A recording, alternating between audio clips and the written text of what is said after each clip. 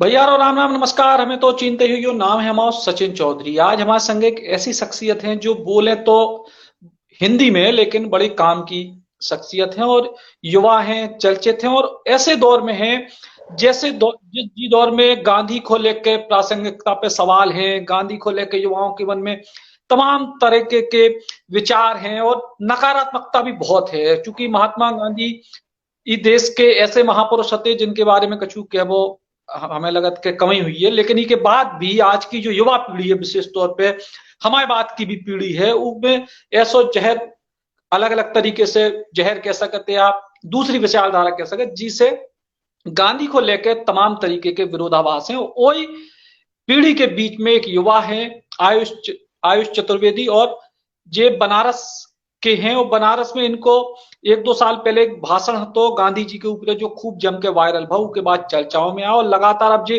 गांधीवाद की तरफ बढ़ चले हैं। आयुष भाई, स्वागत है आपका बुंदेली बौछार में। बहुत धन्यवाद सर।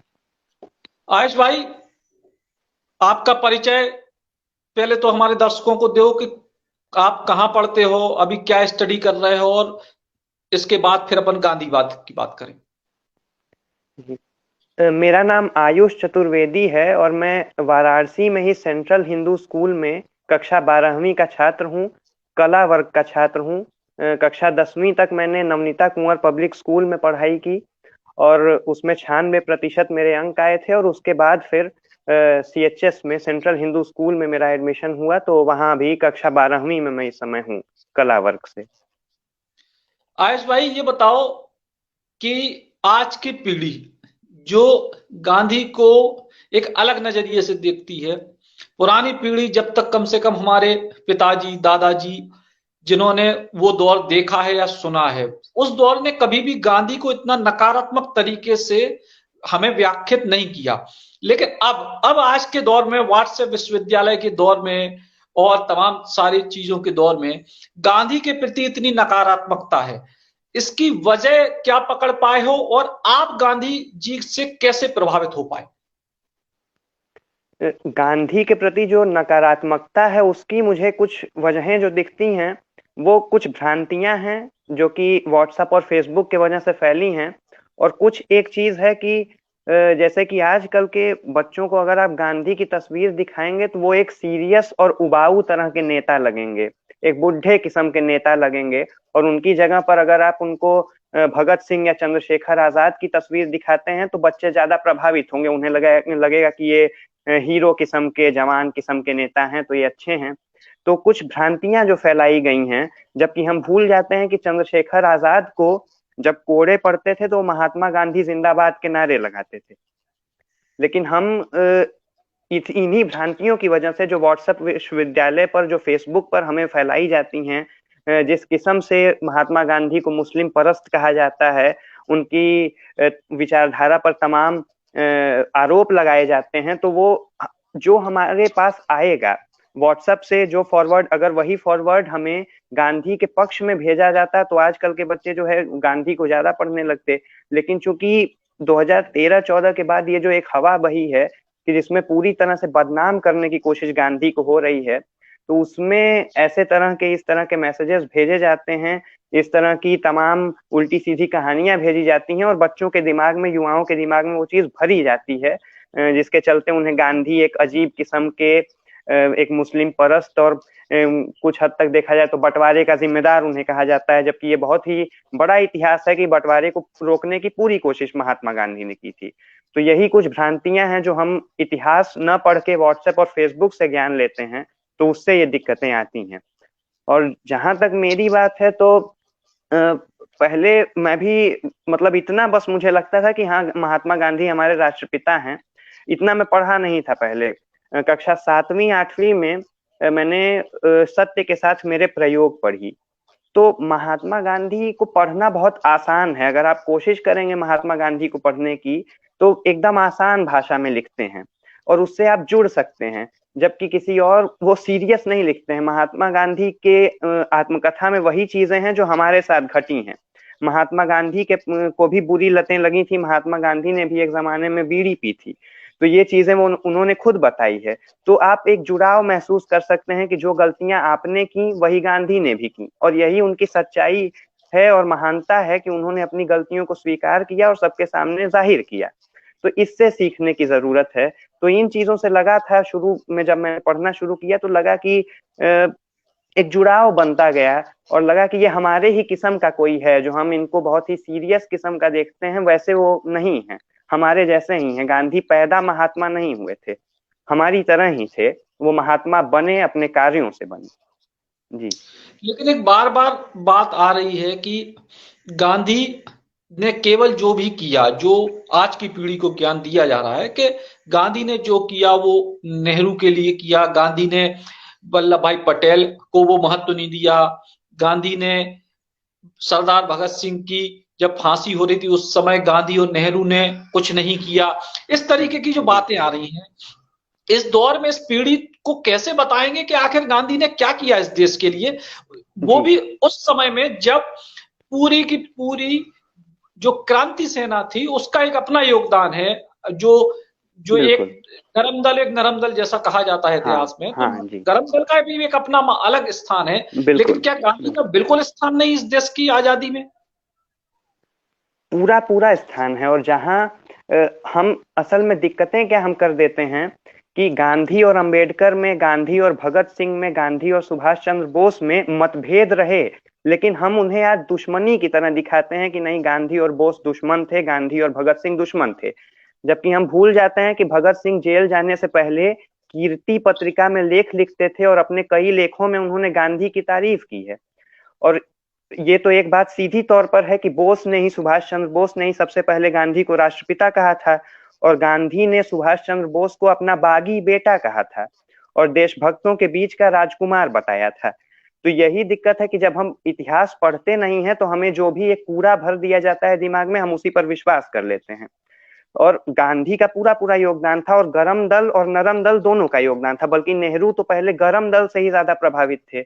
जब लंदन में वो वकालत की पढ़ाई कर रहे थे तो उन्होंने अपने पिता मोतीलाल नेहरू को लिखा, पत्र लिखा कि आप गोखले वगैरह का साथ छोड़िए, नरम दल कुछ नहीं करने वाला है, आप तिलक के साथ जाइए और गरम दल से जुड़िए।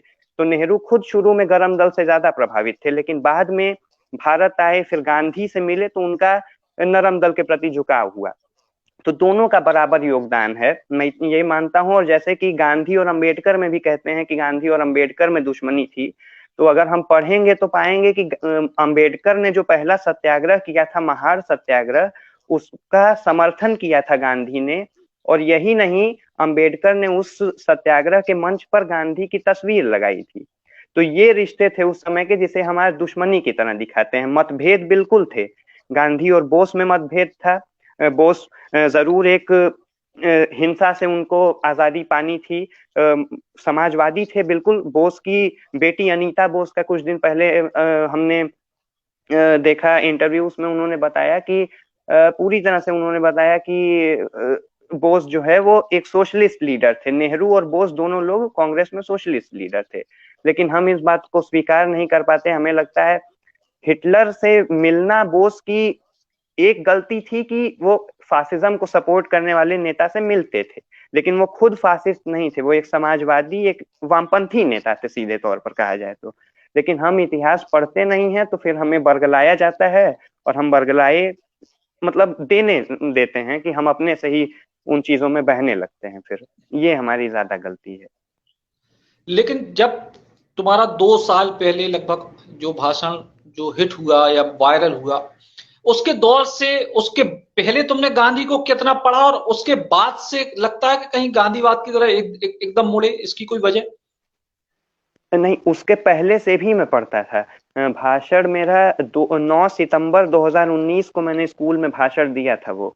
तो उसके पहले भी चाहे सेंट्रल हिंदू स्कूल में हो या उससे पहले 10वीं तक जिस स्कूल में मैंने पढ़ाई की थी, वहां भी मैं निरंतर 15 अगस्त हो, 26 जनवरी हो, इन चीजों में भाषण देता था।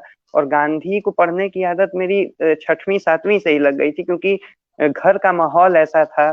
पापा भी साहित्य और राजनीति से जुड़े हुए हैं, तो किताबें वगैरह आती थी। तो स्कूल के किताबों के अलावा भी जब देखता था कि ऐसी किताबें हैं तो उन्हें भी एक बार खोज कर पढ़ता था। तो उन चीजों से एक जुड़ाव शुरू से ही रहा। भाषण वायरल भले 2019 में हुआ, लेकिन उसके पहले भी मैं ऐसे भाषण देता था और उसके बाद भी देना शुरू किया। लेकिन ये एक बात जरूर है कि उस भाषण के बाद गांधीवाद से और ज्यादा लगाव हुआ, कि उसके बाद लोगों ने उसे स्वीकारना शुरू किया, गांधी की जो प्रासंगिकता है उसे स्वीकारना बहुत हद तक शुरू किया। तो उसके बाद मुझे भी लगा कि अब इस पर और काम करना चाहिए, और यही कारण है कि कुछ कुछ चीजें मुझे जो समझ में आती हैं वो मैं महीने हफ्तों में बोल के या लिख के सोशल मीडिया पर भी शेयर करते रहता हूँ। तो उसके बाद से एक और जुड़ाव, या कहूँ कि एक और प्रासंगिकता को समझाने की कोशिश गांधी की मैं करने लगा। एक और बात कही जाती है कि गांधी का एक दौर था, जैसे बार बार ये बात कही जाती है कि उस दौर में कि गांधी कहते थे कि कोई आपके गाल में एक थप्पड़ मारे तो आप दूसरा आगे कर दो। आज के दौर में ये बात प्रासंगिक नहीं है। और जो भी गांधी के रास्ते थे, जो तीसरा पक्ष है, एक पक्ष तो उनके समर्थक का, एक विरोध का, एक तीसरा पक्ष कहता है कि हो सकता है कि आजादी के पहले वाले दौर में गांधी प्रासंगिक रहे हों, लेकिन आज गांधी कहां प्रासंगिक हैं। आज तो ऐसी चीजों का समाज में स्थान ही नहीं है। स्थान तो बल्कि तब भी नहीं था। आज तो सरकार हमारे देश के लोगों की है। तब तो ब्रिटिश सरकार थी, और तब तो बल्कि और ये ऐसी बात कहना कि आपके गाल पर कोई एक थप्पड़ मारे तो आप ना मारें, ये उस समय बहुत क्रांतिकारी बात थी। आज तो वो हल्की बात हो गई है, क्योंकि आज तो सरकार भी अपनी ही है, अपने ही देश के लोगों की है। उस समय तो ब्रिटिश सरकार थी, वो तो फिर और दिक्कत करती। तो ये उस समय जितना प्रासंगिक था, आज भी उतना ही प्रासंगिक है ये बात। और गांधी की आलोचना तो आज ही नहीं, उस जमाने में भी हुई, और बड़े बड़े लोगों ने की। कम्युनिस्ट पार्टी के नेता थे हसरत मोहानी, उनके फाउंडर्स में से एक थे। उन्होंने तो पूरा एक शेर लिख दिया कि गांधी की तरह बैठ के काटेंगे क्यों चरखा, लेनिन की तरह देंगे ना दुनिया को हिला हम। तो वो कहते थे कि गांधी की तरह बैठ के चरखा काटने से कुछ नहीं होगा, लेनिन की तरह, रूसी क्रांति के जो हीरो थे व्लादिमीर लेनिन, उनकी तरह हमें दुनिया को हिलाना है। तो गांधी की आलोचना तब भी पूरी होती थी, और उनकी पार्टी में ही होती थी। उनके कई मुद्दों पर नेहरू खुद उनके आलोचक थे, सुभाष चंद्र बोस उनके आलोचक थे, लेकिन गांधी आलोचना को स्वीकारते थे, और ये उनकी महानता थी। तो आज भी हम आलोचना बिल्कुल करते हैं, और आज भी अगर गांधी जिंदा होते तो उस आलोचना को स्वीकारते। और गांधी शायद, अगर आज उन्हें अपना ये कथन जो वो कहते हैं कि एक गाल पर कोई थप्पड़ मारे तो तुम दूसरा गाल आगे कर दो, वो हो सकता है कि आज के दौर को देख के वो बदल भी देते, क्योंकि वो कहते थे कि मैं खुद गांधीवादी नहीं हूँ। गांधी कहते थे कि मैं खुद भी गांधीवादी नहीं हूँ, आप होंगे मैं नहीं हूँ, क्योंकि मैं जो आज कह रहा हूँ कल मैं उससे अलग कुछ कहूंगा, और जो मैं कल कहूंगा मेरी उस बात को आप सही मानिए। तो गांधी प्रगतिवादी थे, वो रोज कुछ नया बोलते थे और उस नया को मानने की बात करते थे। तो आज हो सकता है उस कथन में कुछ बदलाव करते, लेकिन उस समय भी ये कथन उतना ही प्रासंगिक मुझे लगता है। और आज तो चूंकि अपने ही देश के लोग हैं, तो आज तो और प्रासंगिक मुझे लगता है ये कथन। बिल्कुल। कुछ सवाल बार बार घूम के लौटते हैं कि गांधी के दम पे आजादी नहीं मिली, गांधी इस देश के बंटवारे के जिम्मेदार हैं, गांधी ने नेहरू को बढ़ावा ज्यादा दिया, सरदार वल्लभ भाई पटेल को पीछे किया, या फिर गांधी ने तमाम सारे जो क्रांतिकारी लोग थे उनका, क्रांतिकारियों का सहयोग ना करके अपनी धारा को सहयोग किया। और बाकी जो चारित्रिक जो उनका हनन है वो तो दुनिया में किसी का भी हो सकता है, उस पर तो कोई सवाल करने का कोई बहुत ज्यादा प्रश्न नहीं बिल्कुल है। बिल्कुल लेकिन बिल्कुल। ऐसे सवाल जो इस देश में पिछले एक दो दशक में उभर के सामने आए हैं, उन सवालों को लेके आपके अध्ययन में क्या मिला? जैसे एक बार तो जो गांधी को बंटवारे का जिम्मेदार बताया जाता है, तो इस पे तो मैं कहूंगा कि बंटवारे को रोकने की पूरी कोशिश गांधी ने ही की। 15 अगस्त को चाहे नेहरू हो चाहे सरदार पटेल हो, वो लोग दिल्ली में आजादी का जश्न मना रहे थे, और गांधी बंगाल में थे, नोआखली में थे, और दंगों को रोक रहे थे। तो गांधी ने तो पूरी कोशिश की कि देश का बंटवारा रुक जाए। और अगर आप रिचर्ड एटेनबरो की फिल्म है गांधी, 1982 में आई थी, उसको देखेंगे तो मैं तो यही कहता हूँ कि इतिहास अगर आप पढ़ने में आपको दिक्कत है तो आप ऐतिहासिक फिल्में ही देख लें। तो उस फिल्म में ही ये चीज दिखाई गई है कि गांधी ने तो जिन्ना से यहाँ तक कहा, और नेहरू को मनवा भी लिया कि जिन्ना को ही हम प्रधानमंत्री बना देते हैं, लेकिन बंटवारा रुक जाए। और नेहरू बहुत हद तक ये बात मान भी गए। लेकिन चूंकि बंटवारे और द्विराष्ट्रवाद में दो संस्थाओं का या दो राजनीतिक संगठनों का बहुत सहयोग था, एक हिंदू महासभा का जिसमें कि सावरकर ने तो जिन्ना से पहले ही द्विराष्ट्रवाद की बात कर दी थी कि हिंदू और मुस्लिम एक साथ एक राष्ट्र नहीं हो सकते, और जिन्ना ने फिर उस बात को आगे तक बढ़ाया। और उस जमाने में मुस्लिम नेता जिन्ना को या जिन्ना की पार्टी को कहते थे कि ये पागलों की पार्टी है, ये दो राष्ट्रों की बात करती है, तो उस समय उनको उतना तरजीह भी नहीं दी जाती थी। जैसे यही बात चल रही थी कि आज जो गांधी की प्रासंगिकता को हम नहीं स्वीकार कर पाते हैं और कई चीजों पर बताते हैं, तो गांधी के मतभेद वही बात है कि सबसे रही, चाहे वो सुभाष चंद्र बोस रहे हो, तो सुभाष चंद्र बोस की तो बेटी नहीं, जैसा कि मैंने बताया कि उन्होंने नेहरू को और सुभाष बोस को सोशलिस्ट बोला था। तो और एक बात आती है कि गांधी ने बंटवारे को रोकने की कोशिश नहीं की, तो गांधी नोआखली में दंगे रोक रहे थे, तो गांधी ने तो पूरी कोशिश की बंटवारे को रोकने की। और एक बात कही जाती है कि गांधी ने भगत सिंह की फांसी नहीं रोकी। तो पहली बात तो भगत सिंह खुद नहीं चाहते थे कि उनकी फांसी रोकी जाए, वो कहते थे कि मैं क्रांति का पर्याय बन चुका हूं, और अब अगर मेरी फांसी रोकी जाएगी तो जो युवा वर्ग में एक इंकलाब का जो तूफान आया है वो भी रुक जाएगा। और एक दूसरी चीज है कि भगत सिंह सावरकर नहीं थे कि वो माफीनामा लिखेंगे, वो कभी भी नहीं चाहते थे कि उनकी फांसी रोकी जाए। और लेकिन गांधी ने और नेहरू ने और यहाँ तक कि बोस ने भी पूरी कोशिश की कि उनकी फांसी रुके। गांधी ने जब 11 मांगे की थी, उनकी 11 मांगे नहीं मानी गई, और उसी में ये मांग भी उनकी नहीं मानी गई। और नेहरू को जैसे कहा जाता है कि नेहरू ने भी कुछ कोशिश नहीं की, तो नेहरू तो जेल में मिलने गए थे भगत सिंह से, लेकिन आज वो पूरा इतिहास ही पलट दिया गया है, हमें कुछ बताया ही नहीं जाता, जबकि जवाहरलाल नेहरू भगत सिंह से जेल में मिलने गए थे। और यही नहीं, भगत सिंह के जो वकील थे आसिफ अली, वो कांग्रेस के ही नेता थे, वकील थे भगत सिंह के, वामपंथी थे भगत सिंह, उनकी वकालत कर रहे थे, और वो कांग्रेस के नेता थे। उनकी पत्नी थी अरुणा आसिफ अली, जो भारत छोड़ो आंदोलन में 1942 के बहुत ही बड़ा उनका योगदान था। तो ये इतिहास रहा है कि सबने एक दूसरे को, सबके रास्ते भले अलग अलग थे, लेकिन सबने कोशिश की देश को आजादी दिलाने की, और सबने एक दूसरे को बचाने की भी कोशिश की। आयुष भाई ये बताइए, एक आखिरी सवाल है कि जी। जिस तरीके से गोडसे की पूजा हो रही है देश के कुछ हिस्सों में, गोडसे को हीरो बना के पेश किया जा रहा है, गांधी के शहीद दिवस पे क्या कहेंगे इस पूरे मुहिम को? ये बहुत ही गलत है। एक संसद में बैठी हुई एक सांसद जब गोडसे को देशभक्त कहती है, तो बड़ा ही बुरा लगता है जब वो लोग ऐसा कहते हैं। लेकिन ये देश गांधी और बुद्ध के देश में, जब भी आप विदेशों में जाएंगे तो भारत को महात्मा गांधी और महात्मा बुद्ध के देश के रूप में जाना जाता है। आप देश के अंदर कितना भी गोडसे का बखान कर लें, लेकिन जब विदेश में जाना पड़ेगा, आपको उन्हीं के नाम से जाना जाएगा कि आप गांधी के देश से आए हैं। तो इन चीजों को मैं बेवकूफी ही कहूंगा। गोडसे ने जो की थी, वो किया था, वो भी एक बेवकूफी थी, और आज उसका महिमा मंडन करना भी उससे भी बड़ी बेवकूफी है। तो इन चीजों से हमें बचना है, और ये देश हमेशा से गांधी का ही रहा है। आज कुछ दिक्कतें हैं, विचारधाराओं में तब्दीली हो रही है, लोग हिंसक विचारधारा की तरफ प्रभावित हो रहे हैं, लेकिन फैज अहमद फैज ने लिखा था कि चंद रोज और मेरी जान, फकत चंद ही रोज। तो कुछ दिन और फिर बदलाव आएगा, क्योंकि ये देश हमेशा से शांति प्रिय रहा है, आंदोलन प्रिय रहा है। तो ये देश महात्मा गांधी को स्वीकारेगा। उसने स्वीकारा था 1947 में, 1942 में, 1919 में, 22 में, और 2000 जो 21वीं सदी है, इसमें भी गांधी को ही स्वीकारना चाहिए, और स्वीकारे जाएंगे गांधी, ये तय है, क्योंकि ये देश उन्हीं का है, उन्हीं के विचारों पर ये देश आगे बढ़ सकता है। एक सवाल बस आखिरी आपसे पूछेंगे आयुष कि गांधी को आपने बहुत पढ़ा है, गांधी पे आप लगातार अध्ययन कर रहे हैं, गांधी के व्यक्तित्व की 3 कमियां बस, अच्छाइयां तो बहुत अच्छा। बताई आपने। नहीं, हाँ बिल्कुल। कमियां जो मुझे लगता है, जैसे कुछ छोटी बातों पर एक बड़े आंदोलन को रोक देना, ये कमी तो एक तरफ से कहा जाए नहीं है। ये अपनी जो विचारधारा है उस पे एक कट्टरता से विश्वास करना है कि जब चौरी चौरा में जो कांड हुआ उसके चलते उन्होंने पूरे आंदोलन को रोक दिया।